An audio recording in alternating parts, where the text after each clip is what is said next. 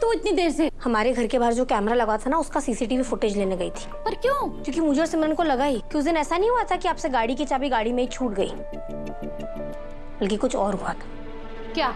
किसी ने वो चाबी हमारे घर से चुराई थी,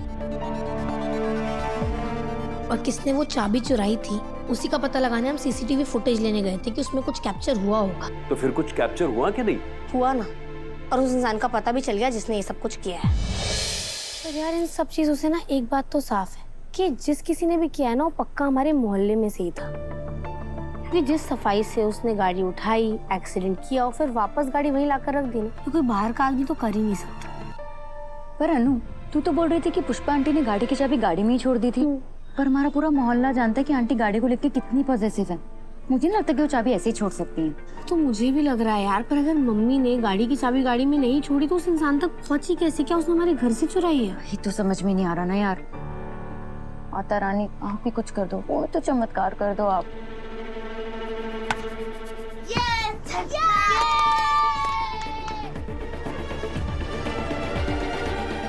सिमो, सच कहते हैं यार, ऊपर वाला सब कुछ देखता है। कौन? भगवान? नहीं पागल, यहाँ भगवान जी तो बहुत ज्यादा टॉप फ्लोर पे रहते हैं ना, थोड़े नीचे वाले फ्लोर्स की बात कर रही। किसकी? जैसे कि ये सीसीटीवी कैमरा पगली।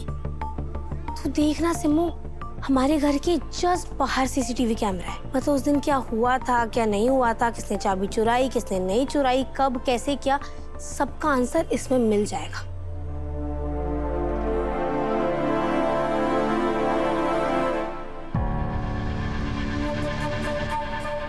ये भगवान, एक तो पकड़े जाने का डर, ऊपर से ये घर वालों के सवालों पे सवाल। ये मीरा मैडम की बात मानकर ना जीना मुश्किल हो गया है मेरा। क्या करूं?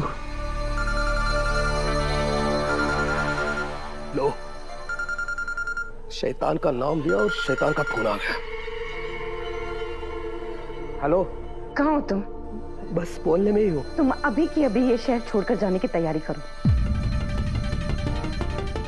फिर क्यों? आखिर हुआ क्या मैडम? अरे सबको पता चल गया कि हम लोग मिले थे। वो मुझसे तुम्हारे बारे में पूछ रहे थे। मैंने अभी जैसे तैसे करके बात को घुमा दिया, लेकिन मैं आगे बात को नहीं संभाल पाऊंगी। अगर तुम पकड़े गए तो मैं भी पकड़ी जाऊंगी। इसलिए बेटर ये होगा कि तुम अभी के अभी ये शहर छोड़कर जाने की तैयारी करो। ठीक है।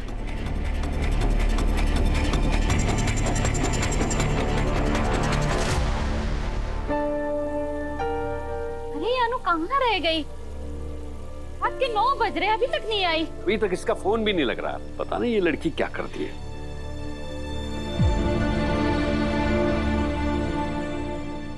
अनु, अरे कहाँ थे तू इतनी देर से? हमारे घर के बाहर जो कैमरा लगा था ना, उसका सीसीटीवी फुटेज लेने गई थी। पर क्यों? क्योंकि मुझे और सिमरन को लगा ही कि उस दिन ऐसा नहीं हुआ था कि आपसे गाड़ी की चाबी गाड़ी में ही छूट गई, बल्कि कुछ और हुआ था। क्या? किसी ने वो चाबी हमारे घर से चुराई थी, और किसने वो चाबी चुराई थी उसी का पता लगाने हम सीसीटीवी फुटेज लेने गए थे कि उसमें कुछ कैप्चर हुआ होगा। तो फिर कुछ कैप्चर हुआ कि नहीं? हुआ ना, और उस इंसान का पता भी चल गया जिसने ये सब कुछ किया है। कौन था? ये देखिए।